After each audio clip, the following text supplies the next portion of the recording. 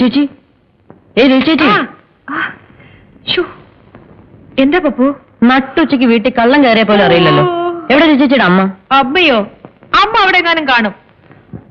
ചിലപ്പോഴേ കുളിക്കാൻ പോയി കാണും. എന്താ? അല്ല, അമ്മ പറഞ്ഞു വെച്ചു വീട്ടിലോട്ടൊന്ന് വിളിച്ചോണ്ടിയല്ല. ആരെ, എന്നെയോ? അല്ല, അമ്മ. എന്താ? എനിക്കറിയില്ല. അവിടെ എന്തോ വിശേഷം ഉണ്ടെന്ന് തോന്നുന്നു. വിശേഷോ? എന്ത് വിശേഷം? ശാന്തിയില്ലേ? ശാന്തി.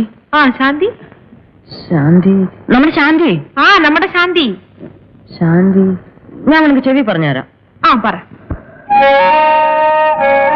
ശാന്തിയില്ലേ? ശാന്തി, നമ്മുടെ ശാന്തിയില്ലേ? അവള്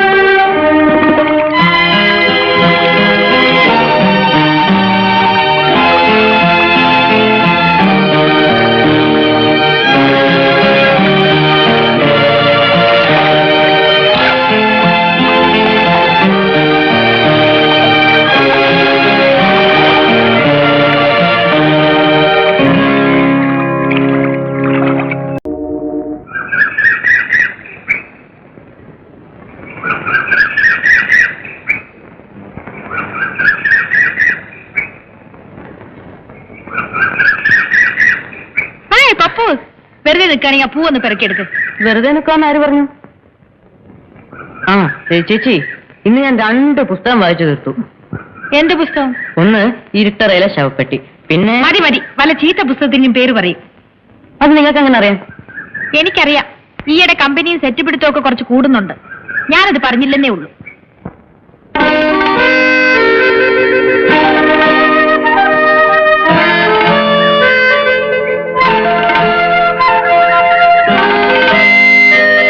ഒന്ന് നോക്കി നിൽക്കാതെ ഇതൊന്ന് പെറുക്കിക്കൂടെ? ആവശ്യമുള്ളവരങ്ങ് എടുത്താ മതി.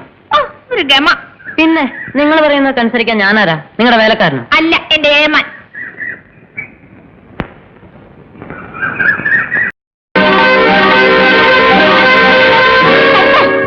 എന്താ പപ്പി കാണിച്ചത്? എന്ത് കാണിച്ചു? എന്ത് കാണിച്ചെന്നോ? കുറെ കൂടുന്നുണ്ട് വെള്ളത്തില്. ആര് പറഞ്ഞോ നീ കുരുത്തക്കേടൊക്കെ? ആരും പറഞ്ഞൊന്നുമല്ല. പിന്നെ പിന്നെ പിന്നെ എനിക്ക് തന്നെ തോന്നിയതാ. തന്നെ അങ്ങ് തോന്നുമല്ലേ? ഞാനൊന്ന് ചോദിക്കട്ടെ നിന്റെ കൊച്ചമ്മയോട്. കൊച്ചു പിള്ളേർ ഇപ്പോഴേ അങ്ങനെ അങ്ങ് ചീത്തയാകരുതല്ലോ.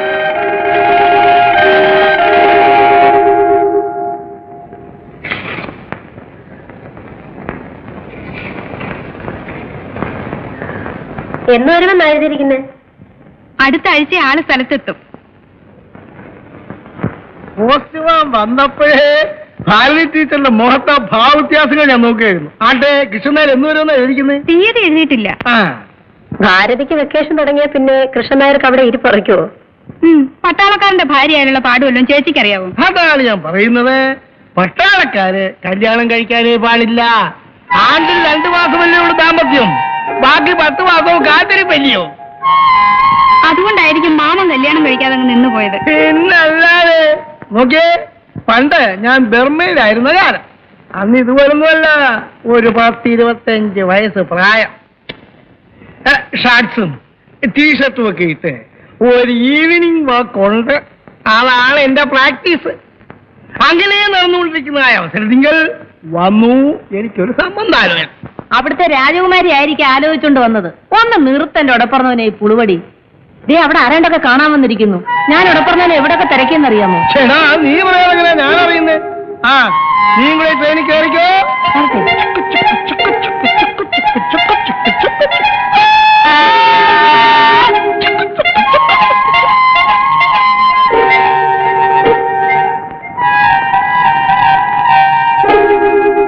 ഇത്തവണത്തേക്ക് മാപ്പ്.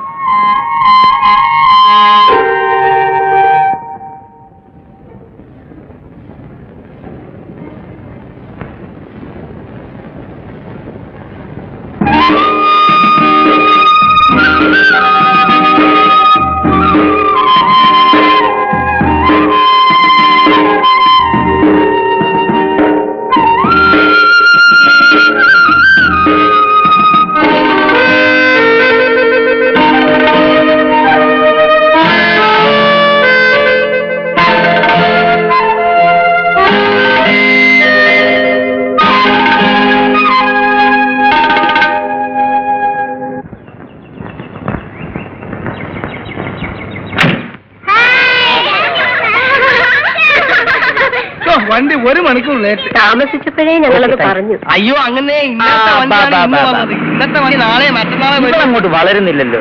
കഴിഞ്ഞ കൊല്ലം ഞാൻ വന്നപ്പോൾ ഇത്രയും തന്നെ ഉണ്ട്. പിന്നെ അവള് സാരി കൊടുത്തോണ്ട് നിൽക്കണോ? അപ്പൊ ഞാൻ വരട്ടെ. അമിതാഹാരമേ ശരീരം മുറ്റുക എന്നാണ് ശാസ്ത്രം.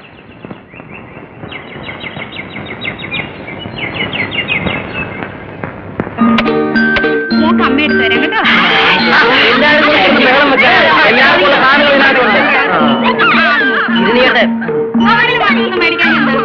എന്നാ ഒരു കാര്യം ചെയ്യാം, ഈ സാധനങ്ങളൊക്കെ ഇവർക്ക് പെട്ടി കോവുന്നത് എന്താ? എന്നാ നിങ്ങളൊരു കാര്യം ചെയ്യും, സാധനങ്ങൾ നിങ്ങൾ തന്നെത്താൻ എടുത്തോ, അവസാനം കൂടിപ്പോയി കുറഞ്ഞു എന്ന് പറയരുത്. ഈ താടി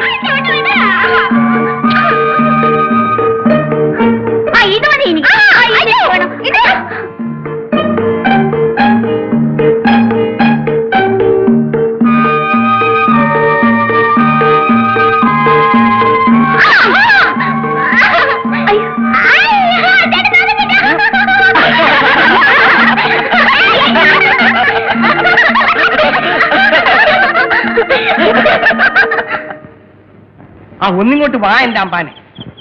അമ്പാന്റെ മനസ്സിൽ എന്തോ വിഷമം. എന്താണെന്ന് പറ. ഒന്നുമില്ല. അത് ചുമ്മാ പടായി. എന്താണെന്ന് പറ. ഉണ്ട്. നീ ഒന്നും മിണ്ടാരി കൊച്ചുമണി. എന്നാ ഞാൻ പറയട്ടെ. എന്ത്? അമ്പാന്റെ മനസ്സിൽ എന്താണ് വിഷമമെന്ന് ഞാൻ പറയാം. പിന്നെ കാര്യം സത്യമാണെങ്കിൽ സത്യമാണെന്ന് പറയാം. പറയാം. ഒരു പെണ്ണിന്റെ കാര്യം കൊണ്ടല്ലേ അമ്പാൻ കിടന്ന് കുഴഞ്ഞു കിടക്കുന്നത്. ആ പെണ്ണിന്റെ കാര്യം പറഞ്ഞപ്പോ തല കുനിച്ചാൽ എന്ത് ചെയ്യും?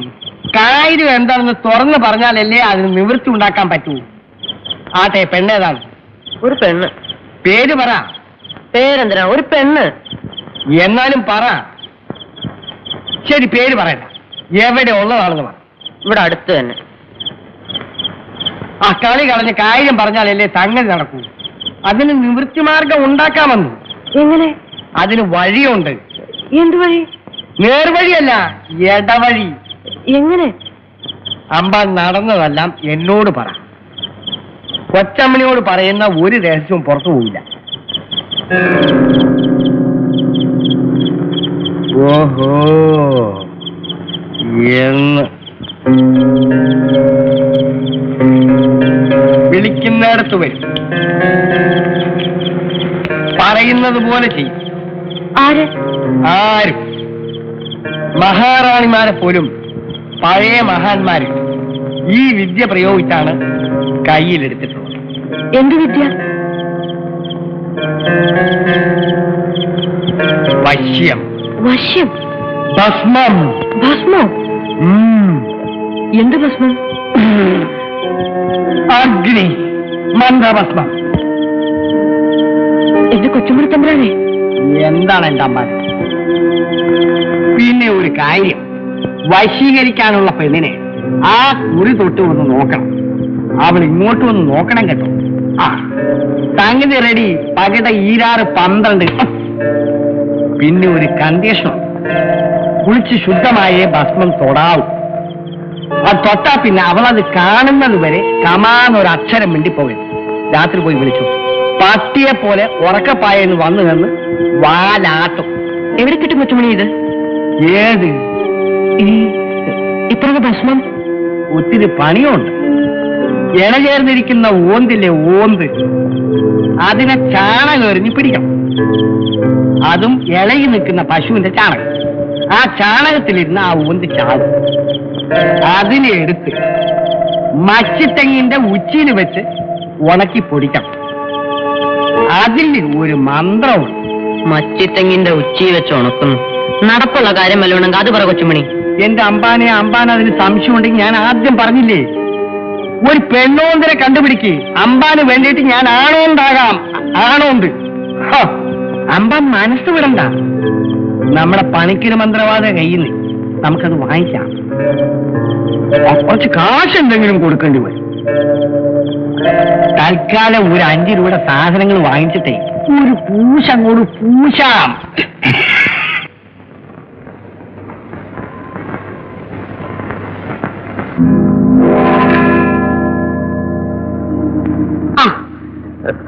ഇന്ന് നേരം വെളുക്കുന്നതിന് മുമ്പ് കുളിച്ചേക്കുന്നല്ലോ. എവിടെ പോകാനാ? അല്ലേ, ഇന്ന് ഭസ്മം തൊടിയിലൊക്കെ ഉണ്ടല്ലോ. എന്താ വിശേഷം?